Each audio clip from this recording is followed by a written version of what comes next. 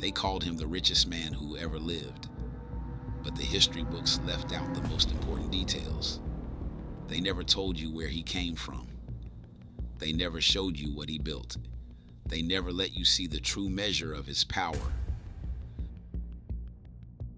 Before European kings were crowned with diamonds, before skyscrapers rose over Wall Street, there was a land of rivers and gold, a civilization so advanced that scholars mapped the stars. Its architects shaped skylines of stone, and its wealth changed the balance of the entire world. That land was Mali, and its ruler was a man whose name would be whispered across continents, Mansa Musa, a name that would inspire awe in distant courts and fear in the hearts of rivals, a name that became synonymous with wealth, power, and the unstoppable force of African civilization at its zenith. The Empire of Mali did not appear overnight. For centuries before Mansa Musa's reign, a network of trade had been weaving itself across West Africa like an invisible web of prosperity. Salt from the north, gold from the south, the mighty Niger River, Africa's lifeline. Caravans stretched like moving cities, some carrying hundreds of camels laden with ivory, iron, and textiles. All roads led to Mali, but Mali was more than just a trading post. It was the empire built on strategic vision. The Mande people who ruled this land understood something crucial. Wealth meant nothing without the infrastructure to protect it, the education to sustain it, and the diplomacy to preserve it. They had built something that would endure for generations.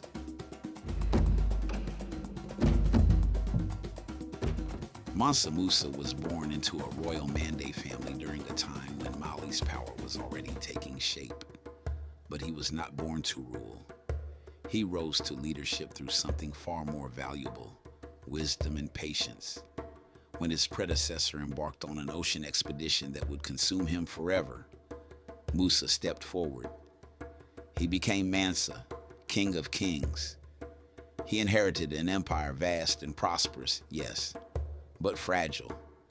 The threads of trade could be broken. Rivals circled like predators. A lesser man would have responded with tyranny, but Musa saw opportunity. From the city of Niani, Musa began his reign with a revolutionary idea. An empire's strength was not measured in conquest. It was measured in justice, knowledge, and the blessing of God. He built alliances through diplomacy rather than fear. He invested in learning. He ensured stability. He reorganized trade until golden grain flowed like twin rivers of prosperity through his kingdom. Merchants felt safe on Mali's roads. Scholars were welcomed in his courts. The poor were not forgotten. Under Musa, Mali was not merely a kingdom. It was a vision of order in a chaotic world. And that vision would transform him from a regional ruler into a legend.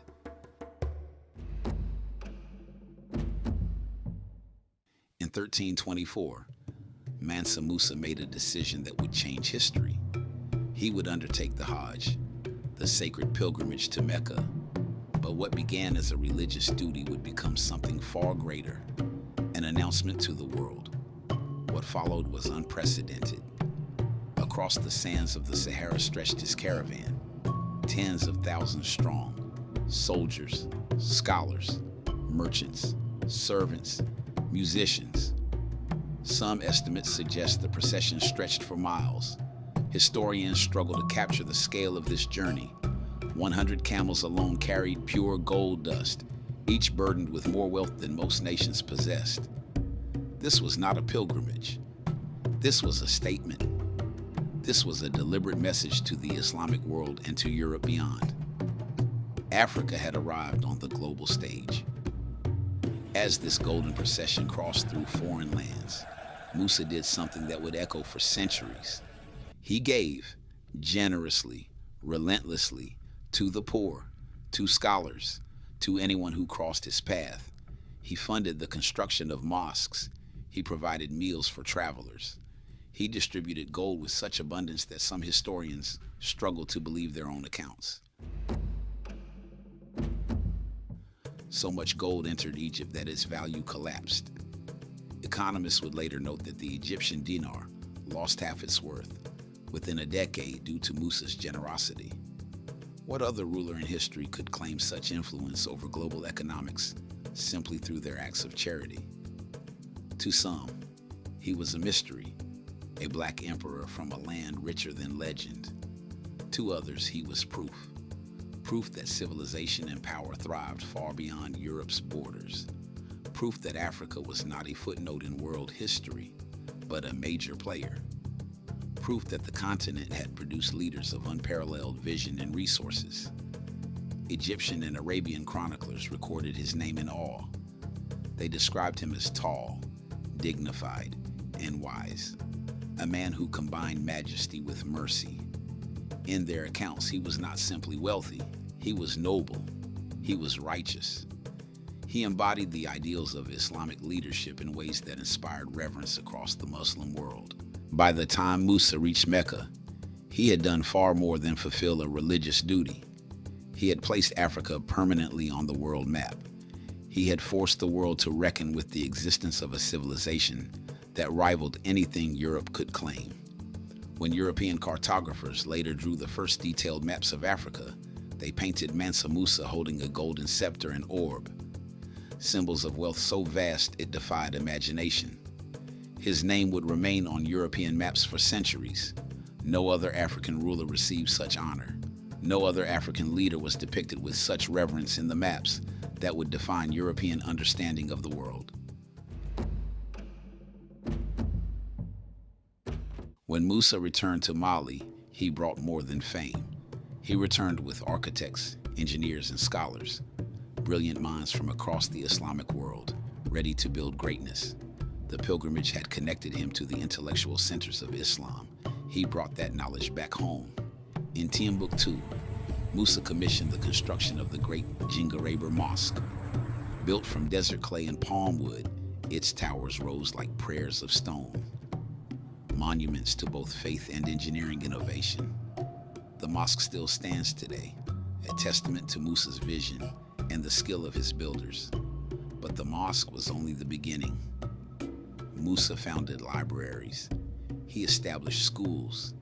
He transformed an entire city into the intellectual heart of Africa. At its height, Sankore University would rival the great centers of learning in Baghdad and Cairo. This was not a regional achievement. This was a global one. At Sankore, students from across Africa and the Islamic world gathered. Here, books became more valuable than gold. Caravans that once carried riches now carried manuscripts across the desert. The currency of the mind. Scholars debated astronomy and mathematics. Theologians studied Islamic law.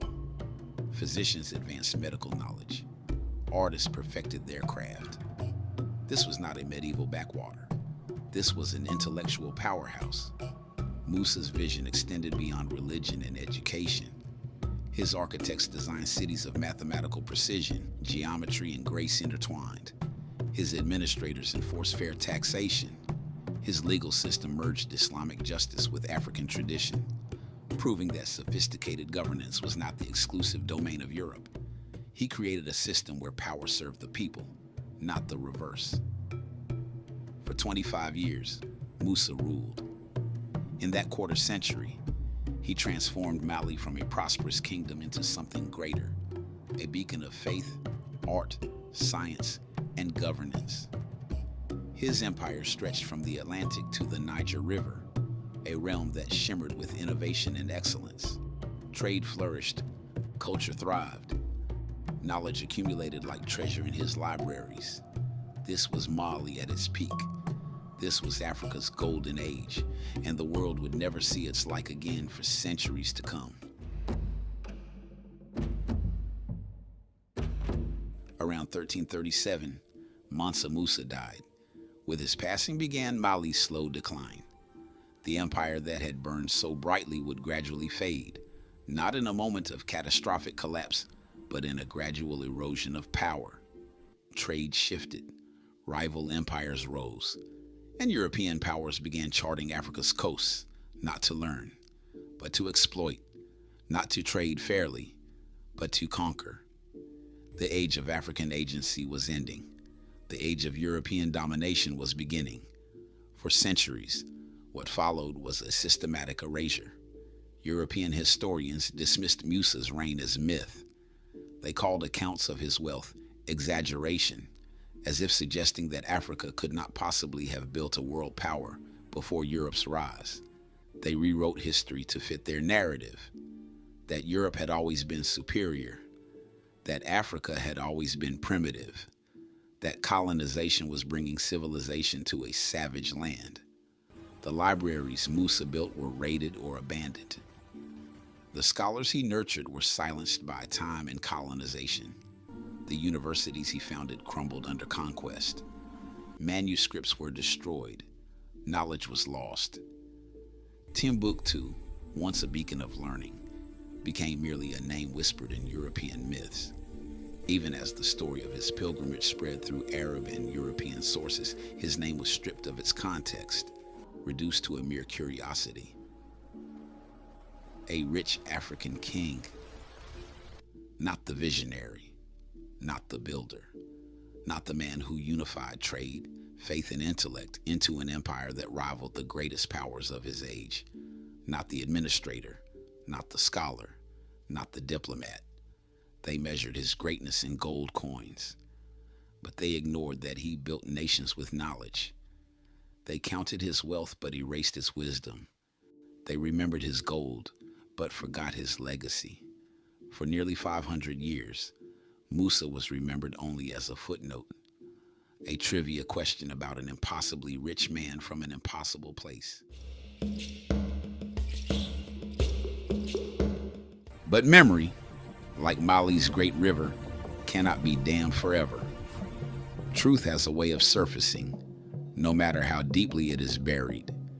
In recent decades, researchers, historians, and scholars have begun the work of restoration, excavating the truth, piecing together a portrait of Africa's past that is not primitive, but powerful, not forgotten, but luminous, not a blank page before European arrival, but a story of achievement, organization, and brilliance. Mansa Musa's story is not simply about opulence. It is about proof. Proof of what leadership looks like when guided by purpose. Proof that Africa was not waiting to be discovered. Africa was creating, building, and leading. He did not hoard wealth. He circulated it. He did not seek domination. He sought dignity. He transformed trade into opportunity and power into responsibility. He showed that a ruler could be both feared and loved, both powerful and merciful. His journey to Mecca was not merely through a desert. It was a march through history itself, from obscurity to immortality. It was a declaration that would ripple across continents and centuries. Though centuries tried to bury him beneath the myth of discovery, his empire remains written in earth and memory.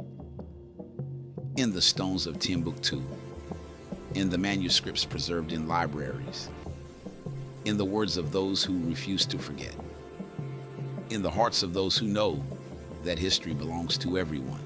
When we speak of civilization, when we speak of education, law, art, or architecture, Africa must no longer be an afterthought. Africa must no longer be treated as a subject that begins with colonization. Africa must no longer be erased.